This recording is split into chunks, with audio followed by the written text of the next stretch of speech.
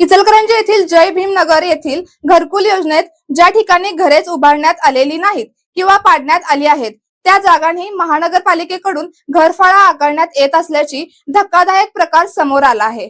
ही चुकीची आकारणी तातडीने रद्द करून लाभार्थ्यांना न्याय द्यावा, तसेच सहकारनगर येथील साई आवास योजनेतील अपूर्ण घरे पूर्ण करून ताब्यात द्यावीत, अशी मागणी महापौर उदय धातुंडे यांच्याकडे निवेदनाद्वारे केली।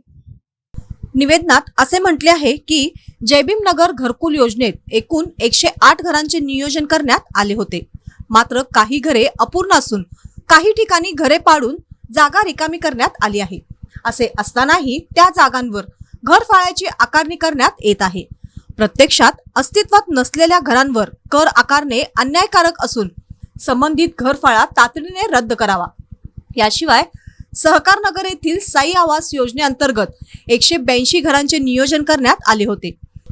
त्यापैकी काही घरांचे बांधकाम अद्याप अपूर्ण आहे, तर बांधून झालेल्या काही घरांना दरवाजे नाहीत, शौचालयाची कामे अपूर्ण आहेत आणि मूलभूत सुविधांचाही अभाव आहे। त्यामुळे लाभार्थी त्या घरांमध्ये वास्तव्यास जाऊ शकत नसल्याचे निवेदनात नमूद करण्यात आले आहे।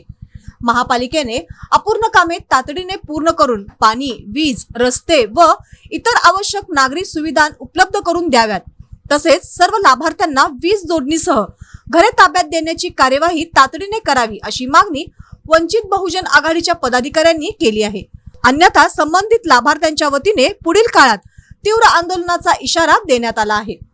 या निवेदनावर विजय कांबळे, तानाजी सोनवणे, वैशालताई कांबळे, चेतन शिंदे, विकी चाफेकर, रवी पाटोळे, जितेंद्र तापकिरे, प्रकाश कांबळे, संदीप कांबळे, सागर चौगुले, आजिम पठाण, मोहम्मद बेग यांच्या सह्या आहेत।